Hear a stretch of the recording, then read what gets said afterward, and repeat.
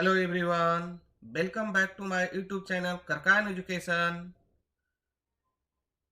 Today I am going to discuss about the mechanical engineering objective series in subject of thermodynamics practice set 4.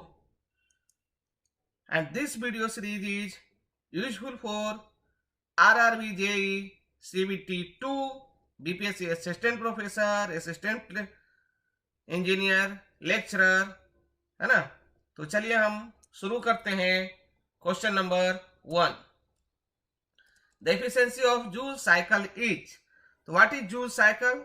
And Joule cycle is also known as Brayton cycle, है ना। तो efficiency of Joule cycle is less than the Carnot cycle. Efficiency of Joule cycle is always less than the Carnot cycle. क्यों? Due to Carnot cycle is reversible engine. Okay, तो option B is correct. Clear? Reverse Joule cycle is known as, है ना, reverse Joule cycle is known as what? That is called Bell Coleman cycle. Reverse Joule cycle is known as Bell Coleman cycle. Clear? One reversible heat engine operate between 1600 Kelvin and T2 Kelvin, and another reversible heat engine operate T2 Kelvin and 400 Kelvin. If both engine have the same heat input and output, then the temperature T2 is, है ना। तो अभी क्या है? Same heat and input and output हो रही है। That means आप क्या है? एफिशिएंसी। एफिशिएंसी इक्वल टू क्या होता है? Output upon input. तो ये हमारा क्या है? दोनों इंजन का एफिशिएंसी क्या है? गिवन एज सेम, है ना। अब एफिशिएंसी यदि सेम है, efficiency of A engine is equal to efficiency of B engine. तो इस केस में यदि हमारा एफिशिएंसी सेम है तो जो मीन टेम्परेचर होगा, जो mediator, that means T2 is the geometric mean, है ना। तो ज्योमेट्रिक मीन क्या होगा? T1 into T3। तो आपका क्या है? T1 टेम्परेचर क्या है? That is 1600 degree centigrade, sorry kelvin, into 400 kelvin. 16 चौका 64, that is 800 kelvin is answer. That is option A is correct. Clear? तो अब इसे यदि और दूसरे तरीके से भी सोल्व कर सकते हैं, है ना। तो दूसरे तरीके से सोल्व करने में क्या है? आपको 1 बाय 1 स्टेप करने पड़ेंगे, ठीक है।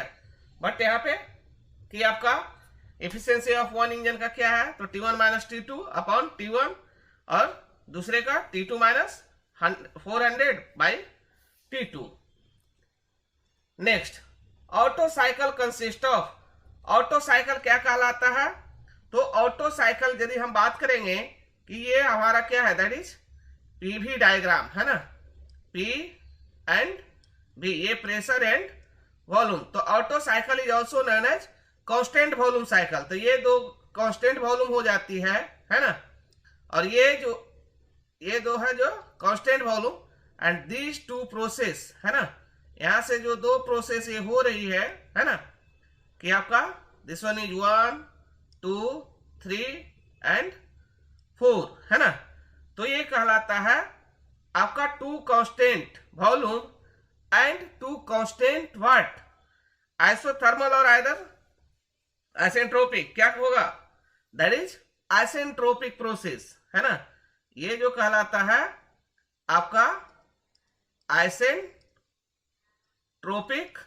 प्रोसेस। अब इसमें क्या है? आइसेंट्रोपिक एक्सपेंशन है। ये क्या है? आपका कांस्टेंट वॉल्यूम पे हमारा क्या होगा? That is heat addition. Then ये क्या है? कंप्रेशन, है ना। And this one is expansion. Clear? तो ऑटो साइकिल क्या कहलाया? That is two constant volume and two isentropic process. Option A is correct. Clear? Work output of a theoretical Otto cycle is, है ना। Work output जो है theoretical Otto cycle का क्या होगा, है ना। तो ऑटो साइकिल का यदि हम बात करेंगे तो इसमें हम देखेंगे कि आपका Otto cycle eta equal to क्या होता है 1 minus R to the power gamma minus 1, और आर जो क्या होता है दैट इज कंप्रेशन रेशियो, है ना। आर जो होता है हमारा क्या कहलाता है, कंप्रेशन रेशियो। अब ये गामा क्या है, that is ratio of specific heat, है ना, इंडेक्सेस जो बोलते हैं। तो इसमें देखिए आपका increase with the increase in compression ratio S, increase with increase in pressure ratio S, increase in index of the process S, that means option D is correct. Clear. Next question, the thermodynamic cycle used in a petrol engine is, that is called Otto cycle. Which type of cycle is used in petrol engine? That is called Otto cycle. Two reversible isobar and two reversible adiabatic constitute, that means two constant volume, है ना, that is constant pressure cycle, है ना।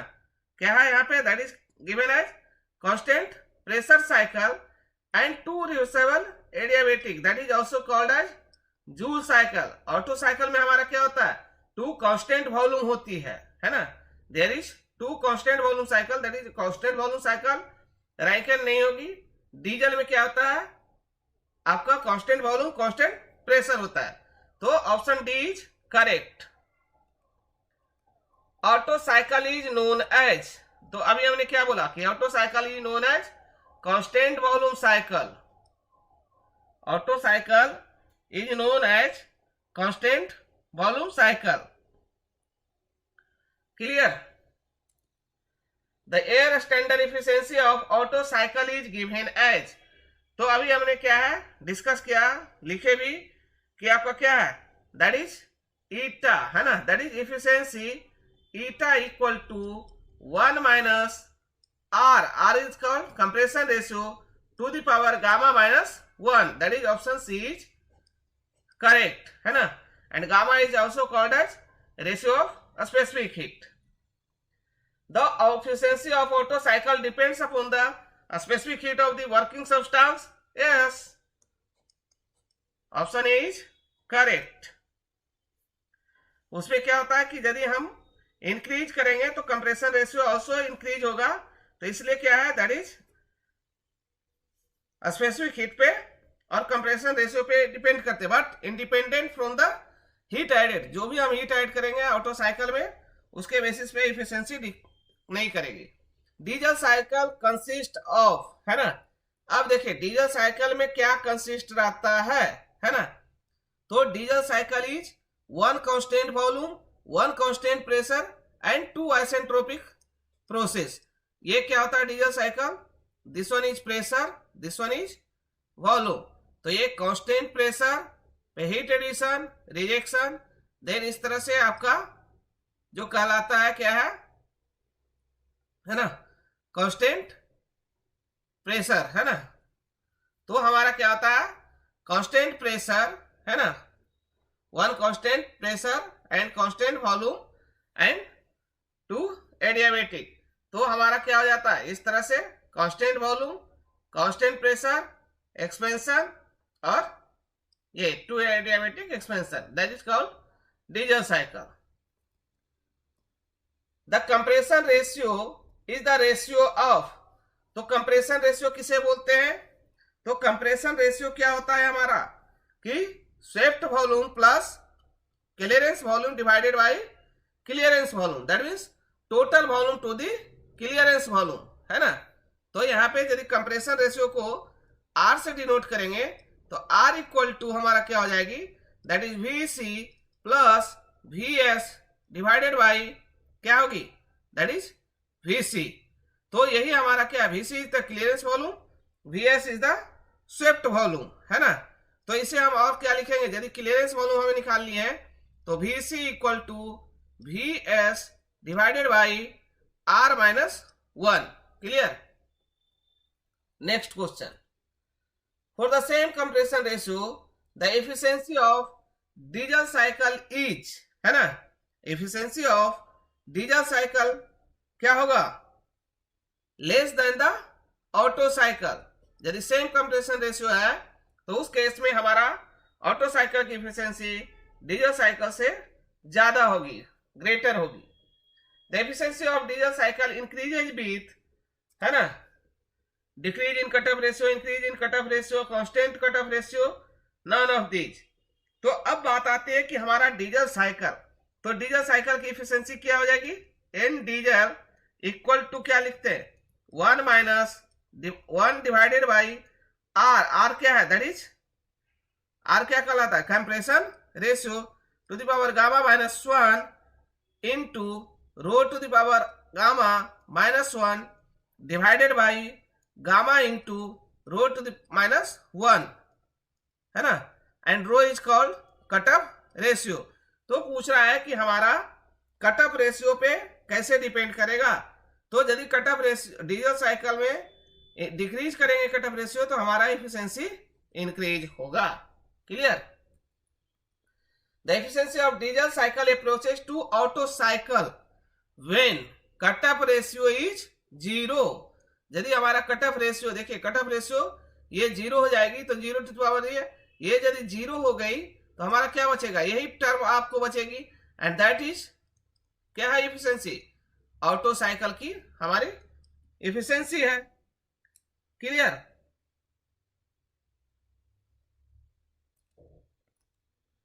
Auto cycle efficiency is higher than diesel cycle efficiency for the same compression ratio and heat input because in auto cycle is, है ना।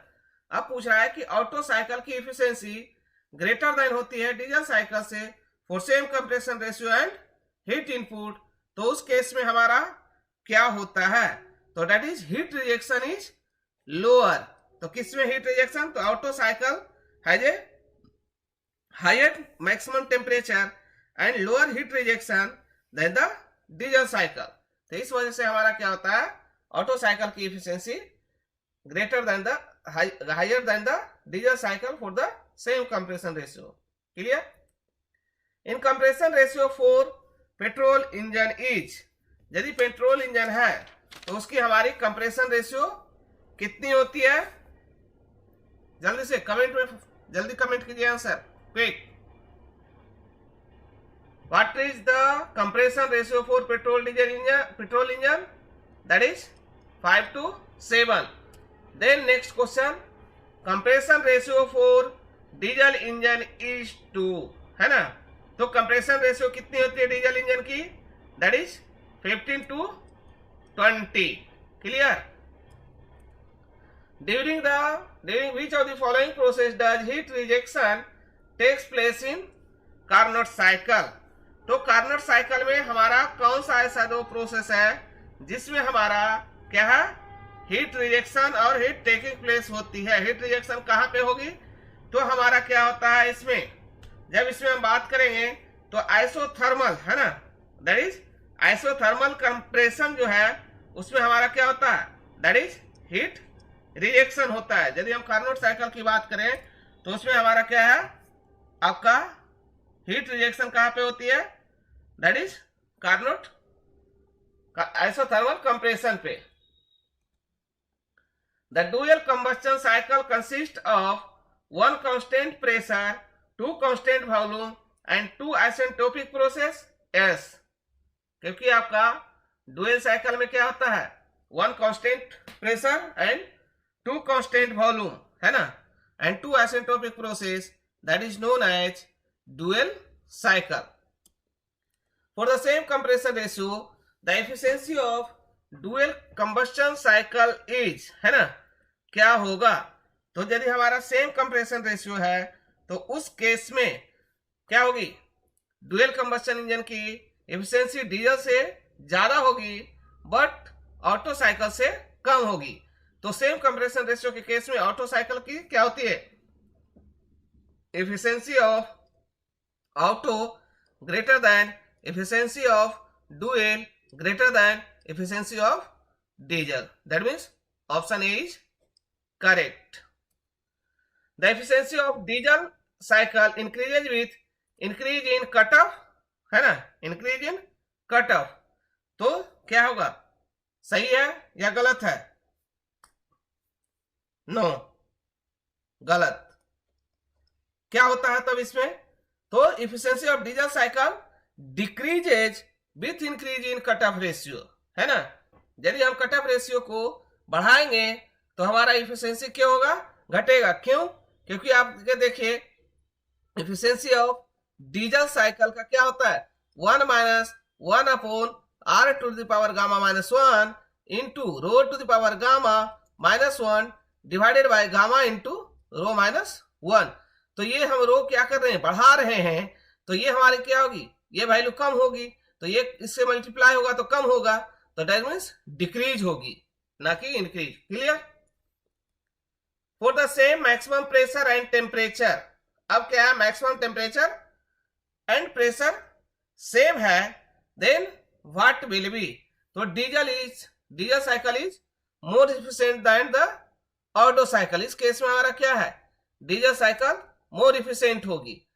For the constant pressure and heat input, the air standard efficiency of the gas power cycle is in order of। तो हमारा यहाँ पे क्या है कि same compression, constant process है ना, कांस्टेंट प्रेशर, हीट इनपुट है, तो air standard efficiency of gas power cycle का क्या होगा? तो इस केस में यदि हमारा सेम है तो अभी हमने किया था क्या कि efficiency of dual greater than efficiency of diesel greater than efficiency of Otto cycle. तो क्या है? Dual diesel Otto, that is option A is correct. Clear? Which of the following represent Otto cycle of the temperature entropy diagram, है ना। तो पूछ रहा है कि ऑटो साइकिल में टेम्परेचर इंट्रोपी डायग्राम क्या होगी। तो इसमें क्या है? 2 कांस्टेंट वॉल्यूम है और 2 आपका क्या है? That is isentropic process, that means area. तो आइसेंट्रोपिक है तो क्या होगी? एंट्रोपी कांस्टेंट होगी।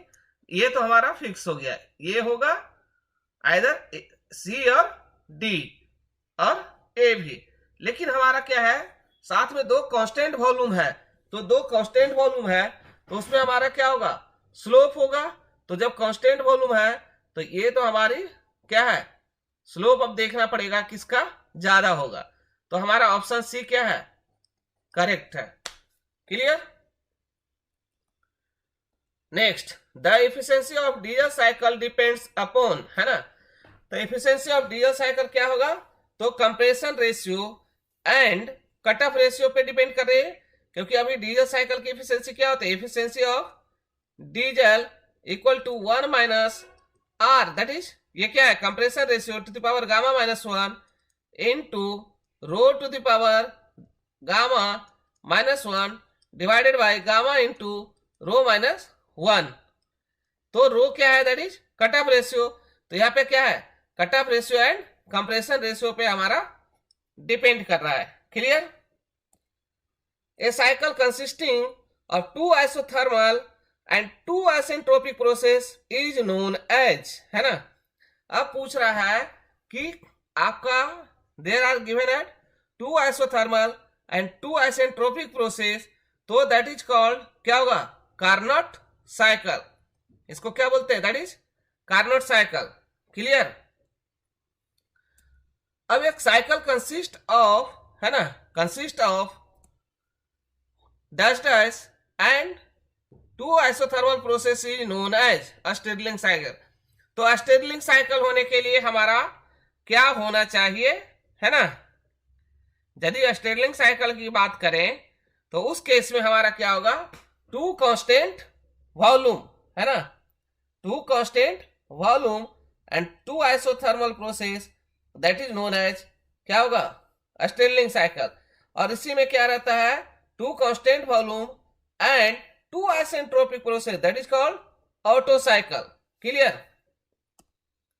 Next, a cycle consisting of 2 constant pressure and 2 isothermal process is known as Ericsson cycle। S Ericsson cycle में क्या होता है? 2 constant pressure, है ना। Ericsson cycle में 2 constant pressure होती है ना। और आपका क्या होता है? Two isothermal process. लेकिन आपका स्टिरलिंग में क्या होता है, that is given as two constant volume and two isothermal process, है ना। A cycle consisting of two constant pressure and two isentropic process, है ना।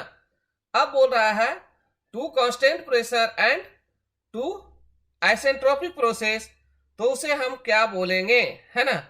तो इसमें क्या है, टू कांस्टेंट प्रेशर और आइसेंट्रोपिक ऐसा कुछ साइकिल यहाँ पे जो है नहीं डिफाइंड है, तो ये क्या हो जाएगा, नन ऑफ दीज। यदि यही two constant volume and two isentropic होती तो हमारा क्या हो जाता, दैट इज ऑटो साइकिल हो जाती।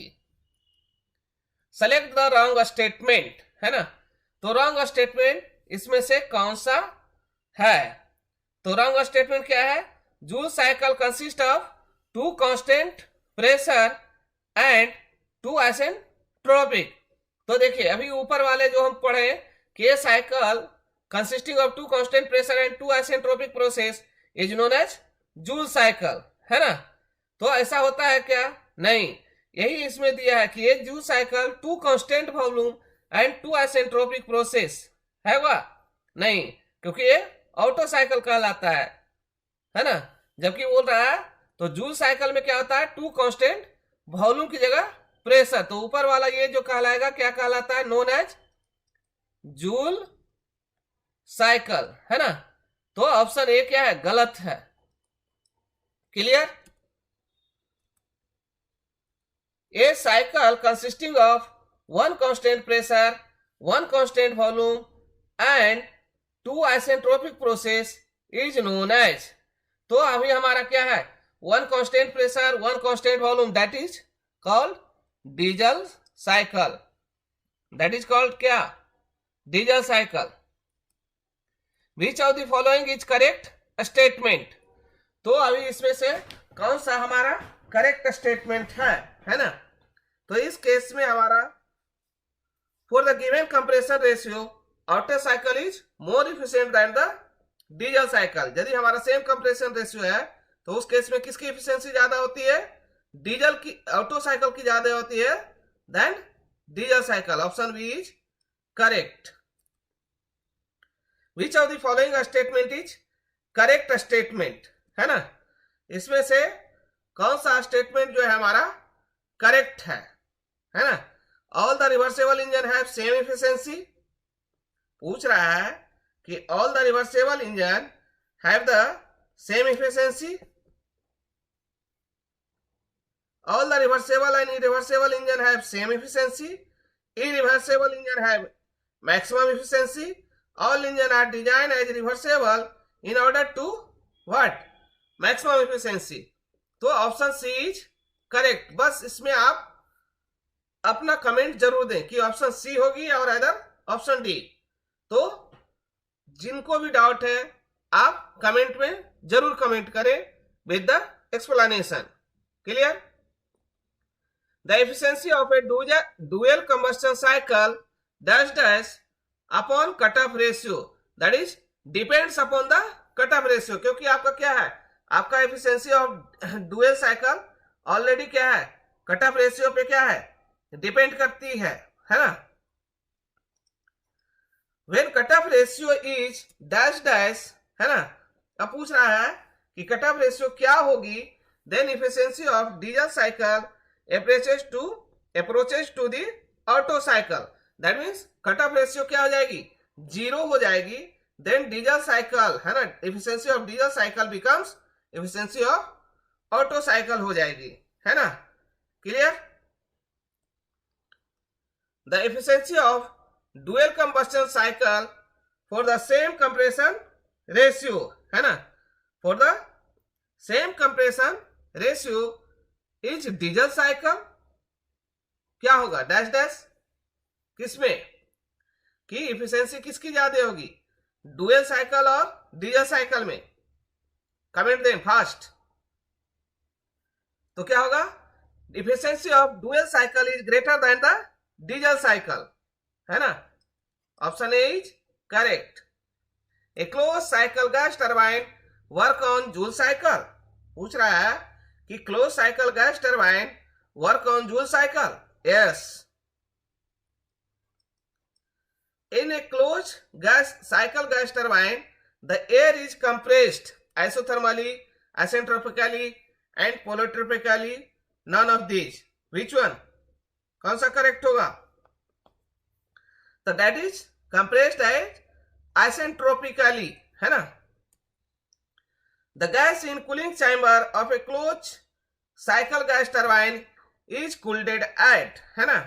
पूछ रहा है कि आपका क्लोज गैस टरबाइन में कहां पे आपका कूलिंग चैम्बर में होता है. दैट मीन्स आपका एट कांस्टेंट प्रेशर पे, है ना? That is constant pressure. Clear?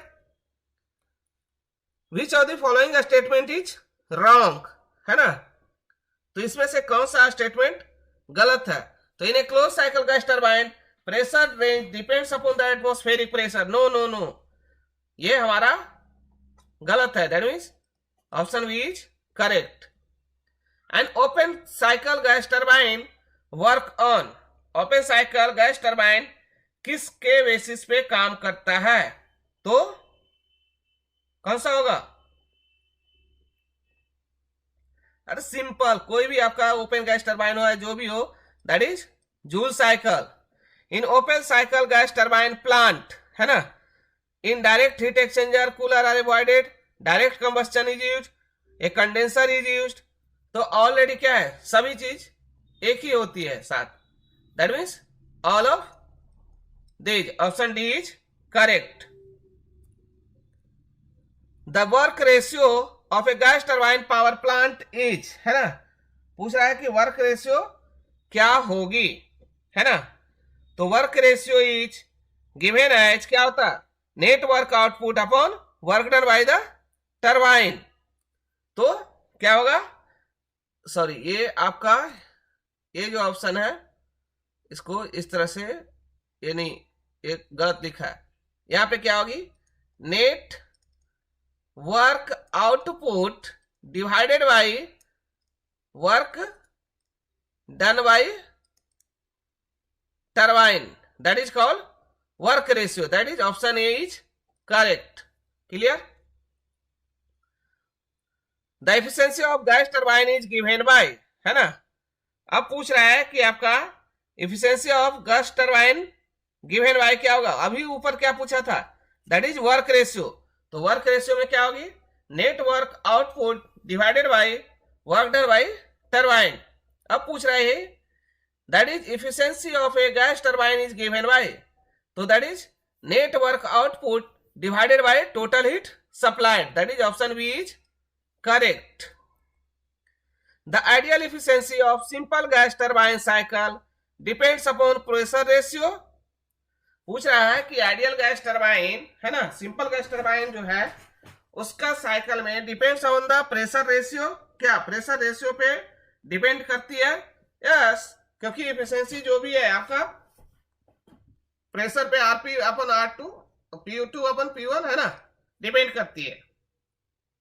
A close cycle gas turbine gives dash dash same lower higher efficiency as compared at open gas turbine. तो किसका ज्यादा होगा? Close gas turbine, close cycle turbine का, और इधर ओपन साइकिल गैस टरबाइन, किसकी efficiency ज्यादा होगी, है ना? Comment them fast. तो आपका क्या होगा? क्लोज गैस टरबाइन का लोअर होगा. क्यों? क्योंकि आपका उसमें टेम्परेचर जो है ज्यादा होता है. Reheating in a gas turbine is, तो रीहीटिंग जब हम करेंगे गैस टरबाइन में तो क्या होगा? Increase the thermal efficiency. Reheating in a gas turbine increases the thermal efficiency. Then work ratio of a simple gas turbine depends upon, है ना? तो वर्क रेशियो अभी क्या था? Net work output divided by work done by the turbine.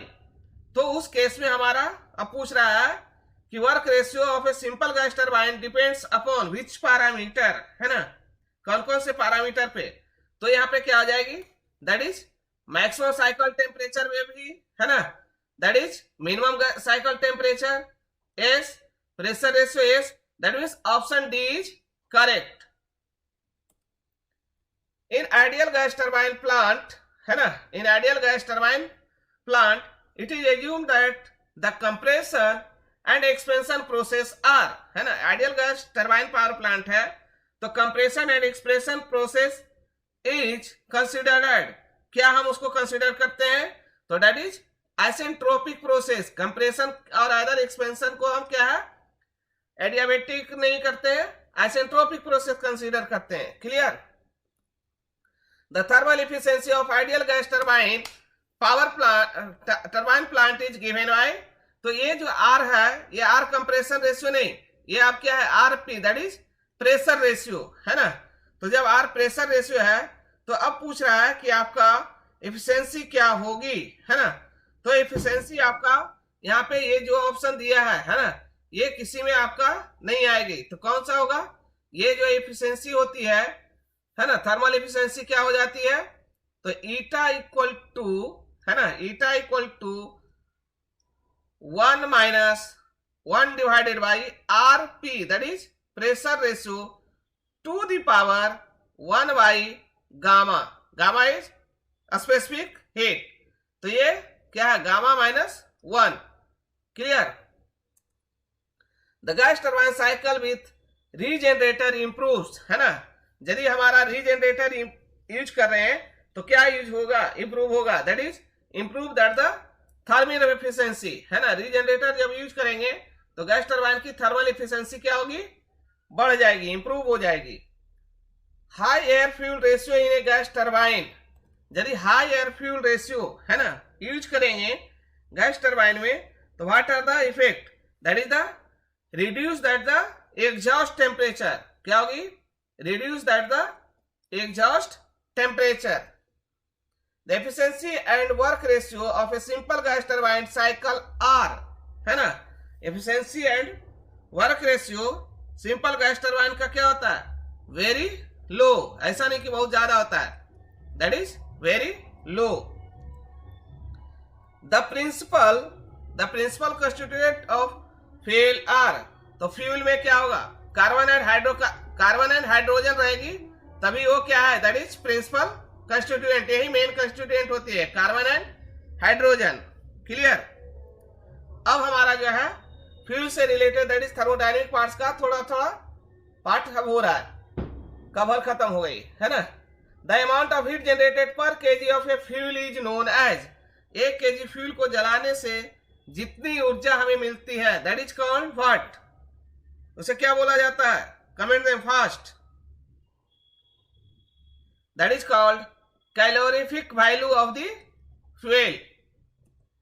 The fuel mostly used in steam boiler is, steam boiler में हम किस type का फ्यूल यूज करते हैं, कौन सा, तो नॉन केकिंग बिटुमिनस कोल, है ना, non caking bituminous coal. If the carbon content in bituminous coal is 78 to 81%, it is said to be caking bituminous coal, no. कब हम बोलेंगे, ये क्या होगा, ऑप्शन बी, मतलब ये नहीं, तो ये कब होगी केकिंग बिटुमिनस कोल, जब हमारा कार्बन परसेंट 75 to 95% रहेगी, है ना, तब हम उसे बोलेंगे caking bituminous coal. Clear? The natural solid fuel is, तो नेचुरल सॉलिड फ्यूल क्या है, दैट इज वुड, है ना, नेचुरल सॉलिड फ्यूल क्या है हमारा, that is option A, would, है ना। Next question, Which of the following has highest calorific value?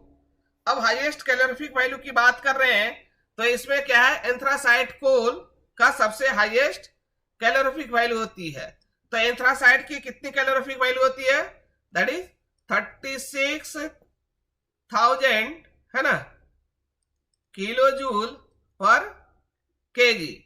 यदि हम बिटुमिनस कोल की बात करें तो क्या हो जाएगी, 25,000 किलो जूल पर केजी। यदि हम लिग्नाइट की बात करें, है ना, लिग्नाइट की बात करें तो ये भी जो है अप्रॉक्स 24 19,000 किलो जूल पर केजी। यदि पीट कोल की बात करें तो 19,700 किलो जूल पर केजी। तो किसका सबसे ज्यादा हो गया? दैट इज एंथ्रासाइट कोल की हाईएस्ट कैलोरीफिक वैल्यू हो गई। Clear? The fuel mostly use in cement industry and in metallurgical process is known as. तो किस केस में हमारा सबसे ज्यादा जो यूज होता है, तो कौन सा होता है? Comment them fast. That is cement industry और मेटलर्जिकल प्रोसेस के लिए दैट इज पल्वराइज कोल, है ना। The fuel mostly use in blast furnace for extracting pig iron from iron ore is known as, है ना। जो हम फ्यूल यूज करते हैं ब्लास्ट फर्नेस में फॉर क्या है? जो भी आयरन है, पिग आयरन बनाने के लिए, तो कौन सा यूज करते हैं? दैट इज हार्ड कोक, है ना। हार्ड कोक हम यूज करते हैं। कोक इज प्रोड्यूस्ड बाय, है ना। तो कोक हम कैसे बनाते हैं? कोक कब फॉर्मेशन होगी? कोक जो है हमारा when coal is strongly heated continuous what 48 hours in absence of air in closed vessel. यदि हम क्लोज्ड वेसल में इन अब्सेंस ऑफ, है ना, 48 आवर तक उसको हीट करेंगे तो that is formation of the coke, है ना। Option C is correct.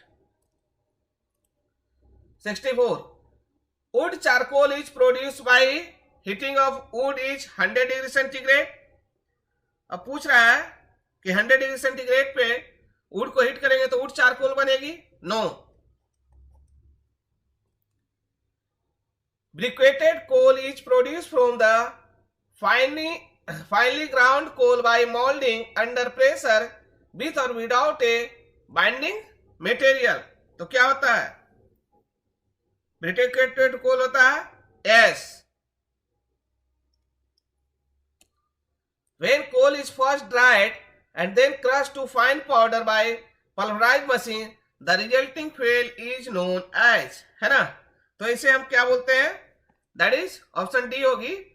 And इसको हम क्या बोलते हैं? दैट इज पल्वराइज कोल बोलते हैं, है ना।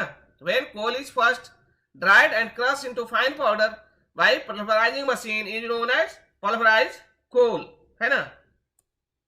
When wood is heated with a limited supply of air to a temperature not less than 280 degree, the resulting fuel is known as, है ना। तो उसे कौन सा होता है? That is what? That is briquetted coal। When the finely ground coal is molded under pressure, है ना, molded under pressure with or without a binding material, the resulting fruit is coal ash। तो ये आपको ब्रिकेटेड already हमने क्या है 65 option question number same है। When coal is strongly heated continuously 40 to 48 hours in absence of air in a closed vessel is known as fuel। तो उसको क्या बोलते हैं? दैट इज क्या प्रोसेस होता है? That is carbonation process. Carbonation process ये हम क्या बनाते हैं? दैट इज पल्वराइज कोल बनाते हैं। क्लियर? 70 का क्या होगा? द डैश डैश, है ना। तो किस टाइप का? तो the soft coke is obtained when carbonization of coal is carried out at 500 degree centigrade to 700 degree cent. तो that is called soft coke. The hard coke is obtained when carbonization coal is carried out of which temperature. तो hard coke कब बनेगी? That is 900 to 1100 degree centigrade पे same process करेंगे तो, है ना।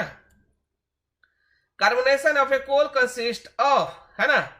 तो carbonization of a coal consist of क्या होता है कि उस केस में हम स्ट्रांगली हीट करते हैं 40 to 48 hours with in the absence of air under a closed vessel. तो यहां पे है नहीं है। That is option D is correct. इसमें से कोई नहीं। स्टीम कोल इज ए, है ना। पूछ रहा है स्टीम कोल इज ए, तो इसे क्या बोलते हैं? Non caking bituminous coal. That is called steam coal. Steam coal क्या होती है? Non caking bituminous coal. The ultimate analysis of coal consists of determination of percentage of, क्या परसेंटेज करते हैं, क्या परसेंटेज कैलकुलेट करते हैं, तो that is carbon, sulphur, S, nitrogen, that means all of these. All the commercial liquid fuels are derived from natural petroleum. पूछ रहा है कि जितने भी हैं तो उससे है, तो that is correct. Liquid fuel consists of hydrocarbons. Yes. The natural petroleum may be separated into, है ना, किसमें सेपरेट करते हैं, that is lubricating oil, oil में, है ना. The distillation carried out in such a way that liquid with lowest boiling point is first evaporated and recondensed. तो इसको क्या बोलते हैं, then again next higher boiling point and evaporate and recondense until process is available liquid fuel, that is called fractional distillation process, है ना, fractional distillation process. तो उस case में फ्रैक्शनल डिस्टिलेशन प्रोसेस बोलते हैं, है ना. नेक्स्ट क्वेश्चन क्या होगा, a process of heating crude oil to higher temperature under a very high pressure to increase yield of lighter distil is known as, क्या बोलते हैं इसे, which type of process, that is cracking process. The petrol is distilled as, petrol हमें कितने degree centigrade पे distilled हो जाती है, जो हमारा क्रूड ऑयल है उसमें कितने डिग्री पे, कमेंट दें fast, that is 65 to 220 degree centigrade के रेंज में पेट्रोल क्या हो जाती है, डिस्टिल्ड हो जाती है from the crude oil. Kerosene is distilled as, kerosene क्या होगा, हाइयर टेम्परेचर है और लोअर पे, तो ऑब्वियसली है पेट्रोल से हाइयर पे, that is 220 to 340, that is option B is correct. Liquid fuel have higher calorific value than the solid fuel, तो always liquid fuel की हमारी always क्या होती है, calorific value high होती है than the solid fuel. Liquid fuels have lower efficiency than solid fuel. अभी पूछ रहा है efficiency की बात, है ना, अभी थी calorific value की, तो liquid fuel is always have higher calorific than solid fuel. अब पूछ रही है कि liquid fuel have lower efficiency than solid fuel, yes or no? No. यदि calorific value high है तो उसकी efficiency भी क्या रहेगी, high रहेगी, that is B is correct. Which of the following gas has highest calorific value? coal gas, producer gas, Mond gas, blast furnace gas. तो इन सब में से कौन सा गैस का हाईएस्ट कैलोरीफिक गैस होता है, वैल्यू होता है, दैट इज कोल गैस, है ना. Coal gas is obtained by, है ना, coal gas is obtained by mixing of coal and gas at ambient condition, तो यस, एम्बिएंट कंडीशन पे होता है, नहीं. Producer gas is obtained by, producer gas कैसे हमें मिलता है, तो partial combustion of coal, coke, anthracite is a mixed with air steam blast, that is called producer gas, है ना. Water gas is obtained by passing air and a large amount of steam over waste coal is about 650 degree centigrade, क्या है, no. Water gas is mixture of H2 and कौन सा होता है, H2 and carbon monoxide, that means option B is correct. Mond gas is obtained by, है ना, तो moaned gas हमें किस प्रोसेस से मिलती है, तो passing of air and large amount of steam over a best coal about 650 degree centigrade, तो उस केस में हमारा जो गैस बनता है, फॉर्मेशन होता है, that is called Mond gas, है ना. मोन्ड गैस कब होगी, passing air and large amount of steam over best coal about 650 degree centigrade. Coke oven gas is obtained by burning coke in a oven, क्या, तो नहीं. तो कैसे बनता है, तो it is by product of the coke oven, है ना, कोकोवेन गैस क्या है, by product, option B is यहाँ correct. The blast furnace gas is by product in production of pig iron in blast furnace, क्या होगा, yes, blast furnace gas is a bye product of production of pig iron in the blast furnace, that is option A is correct. Which of the following gas is mostly used in town for street and domestic lighting and heating? तो domestic lighting और heating के लिए हम क्या use करते हैं, that is coal gas. A good fuel should have क्या होगा, high ignition point और low ignition point. यदि good fuel है तो क्या होगी, that is good, तो दैट मीन्स क्या होगा, low ignition point. Which of the following is lightest and most volatile liquid fuel is, तो कौन सा, that is gasoline, option A is correct. The amount of heat given out by complete combustion of 1 kg of fuel is known as calorific value of solid और liquid fuel. Yes, 1 kg को जलाने में जितना हमें, एक जलाने से जितना एनर्जी हमें मिलता है, that is called calorific value of the fuel, है ना, क्लियर. द अमाउंट ऑफ, है ना, यहाँ ही नहीं, the amount of heat obtained by complete combustion of 1 kg of fuel when product of its combustion are cooled under the temperature of supplied air dash dash is known as, तो क्या होगा, क्या होगा, हायर और lower, that is higher calorific value of the fuel, that is option A is correct. The lower calorific value of fuel may be obtained by adding the heat of a steam formed during combustion to the higher calorific value, तो क्या होगा, yes or no, comment them fast. no, lower नहीं होती है, that is higher. Bomb calorimeter is used for finding the calorific value of solid and liquid fuels, है ना. तो पूछ रहा है कि बम कैलोरीमीटर किसके लिए, हायर के लिए और अदर लोअर के लिए, तो that is higher. The bomb calorimeter is used for finding the higher calorific value of solid and liquid fuel, क्या होगा, higher.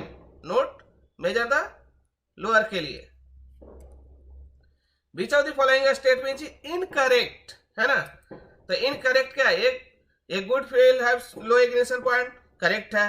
Solid fuel have higher calorific value than liquid, गलत है, क्योंकि आपका क्या होता है, लिक्विड फ्यूल का कैलोरीफिक वैल्यू क्या होता है, हायर होता है लिक्विड फ्यूल का देन सॉलिड. देन क्या होगा, 98 का क्या है, ऑप्शन सी इज करेक्ट, क्योंकि ये इनकरेक्ट स्टेटमेंट है, क्योंकि कैलोरीफिक वैल्यू क्या होता है, लिक्विड फ्यूल का ज्यादा होता है सॉलिड से. Those substances which have so far not been resolved by any means into other substance or simpler form is called as, that is called what, element, option A is correct. The smallest quantity of a substance which can exist by itself in a chemically recognized form is known as, क्या बोलते हैं, that is molecule.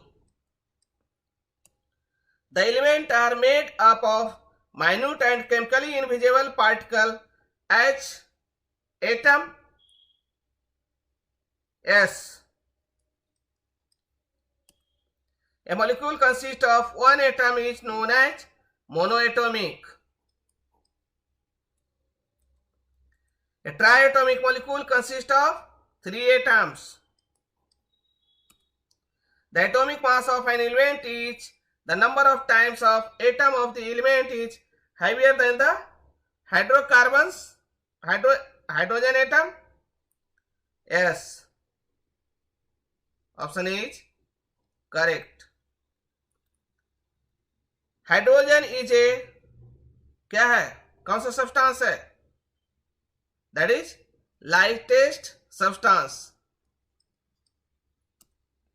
The atomic mass of oxygen is, atomic mass of oxygen क्या होगी, that is 16. Atomic mass of nitrogen is dash dash oxygen. तो atomic mass nitrogen का क्या होता है? ऑक्सीजन से ज्यादा होता है। 14 दूनी 28 और ये 8 दूनी 16, है ना? सॉरी, द एटॉमिक मास तो नाइट्रोजन, दैट मीन्स N2 क्या हो गया? 7 दूनी 14, ऑक्सीजन O2 कितना हो गया? 16, दैट मीन्स ये लेसर है। तो क्या होगा? Atomic mass of oxygen nitrogen is less than the oxygen. Option B is correct. Clear? Which of the following has minimum atomic number? Minimum atomic atomic mass तो carbon, that is given option के according. The atomic mass of element is the number of times of atom of the element is heavier than the hydrogen atom. तो yes, option is correct. 1 kg of hydrogen required 8 kg of oxygen and produce, है ना? तो क्या होगा? यहां से hydrogen, है ना, प्लस O2 तो क्या बनेगा? H2O, है ना? H2 प्लस O2 तो H2O, दैट मीन्स यहाँ पे क्या होगी? हाफ। तो पूछ रहा है 1 kg ऑफ हाइड्रोजन, ये क्या है? 1 kg हाइड्रोजन है और क्या है? 8 kg हमारा ये बनता है। तो कितना हमारा H2O प्रोड्यूस होगा, वाटर प्रोड्यूस होगा, है ना? प्रोड्यूस तो कितना करेगा? Comment they fast. That is 9 kg of water. तो इस तरह से हमने प्रैक्टिस सेट 4 कंप्लीट किए। तो यदि आपको कहीं भी डाउट है तो आप कमेंट में जरूर कमेंट करें, और यदि वीडियो आपके लिए यूजफुल है और हेल्पफुल है तो आप वीडियो को लाइक करें, शेयर करें और चैनल को सब्सक्राइब करें। Thanks for watching. Thank you.